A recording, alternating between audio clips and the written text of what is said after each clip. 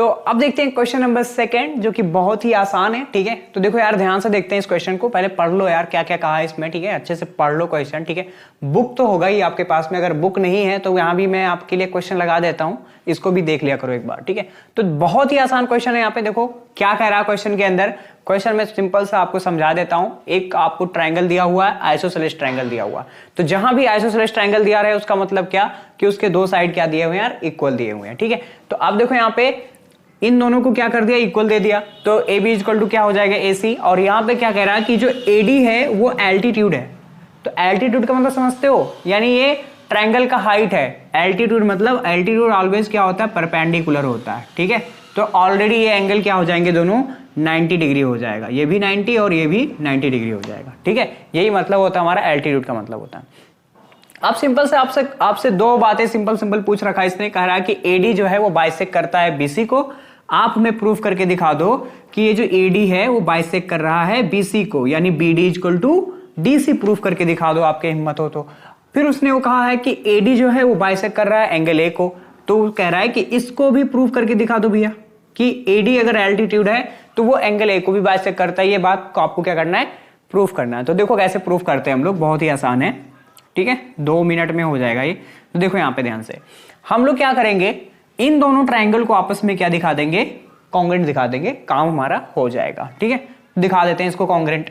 तो आप देखो यहाँ पे क्या होगा, लिख लेता हूं मैं यहाँ पे, in triangle A B D, okay, and triangle A D C, okay यार।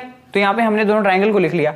अब आप मुझे बताओ, क्या मैं यहाँ पे कह सकता हूं कि 3 बातें इसमें ढूंढनी हमें। ठीक है, तो ये एंगल हमारा क्या हो जाएगा, 90 डिग्री। तो एंगल क्या हो जाएगा, B D A equal to हो जाएगा angle C D A. Reason में क्या, ईच 90 डिग्री, क्या ईच 90 डिग्री दिया हुआ है। सेकंड थिंग क्या हो जाएगा, A B equal to A C हो जाएगा, A B equal to A C हो जाएगा। रीजन में क्या, गिवन दिया हुआ भैया, कुछ हमें सोचना ही नहीं इसमें। ठीक है, और एक और बात हमें देखो प्रूफ करना है। तो यहाँ पे क्या हो जाएगा, एडी क्या हो जाएगा, कॉमन हो जाएगा। तो एडी इक्वल टू क्या होगा, एडी हो जाएगा। ये हमारे पास क्या है, कॉमन साइड है। ठीक है, कॉमन साइड, ओके फाइन। तो 3 बातें हो गई यहाँ पे, एक एंगल हो गया, एक ये हो गया और एक ये हो गया। तो अब बहुत लोग कहेंगे एंगल साइड, तो ये ऐसा कुछ नहीं होता है। ठीक है, तो देखो यहां से क्या हो जाएगा, ये ट्राइंगल हो गया हमारे पास, ट्राइंगल ए बी डी जो है वो कॉन्ग्रेंट हो जाएगा ट्राइंगल सी डी ए के। रीजन में क्या लिखेंगे हम लोग, by R H S rule से। ठीक है, कौन सा रूल लगा, R H S. R H S मतलब क्या, राइट एंगल, हाइपोटेनियस और एक साइड।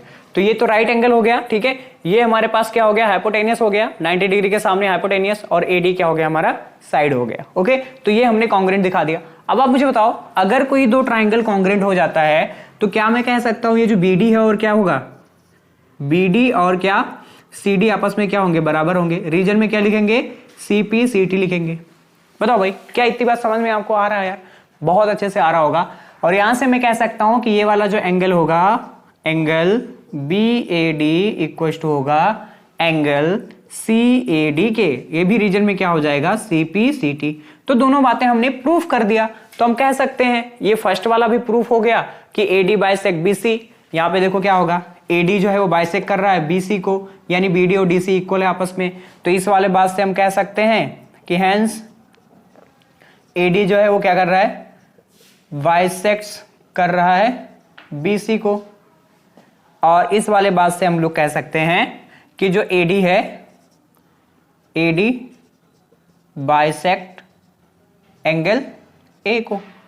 बस प्रूव्ड हो गया, यही हमें प्रूफ करना था। तो हेंस प्रूव्ड, खत्म। कितना आसान था ये। ठीक है, तो बहुत ही हलवा क्वेश्चन था यार। तो एक बार इसको अच्छे से नोट कर लीजिए यार। मिलता हूं मैं आपसे नेक्स्ट क्वेश्चन में। ठीक है, थैंक यू।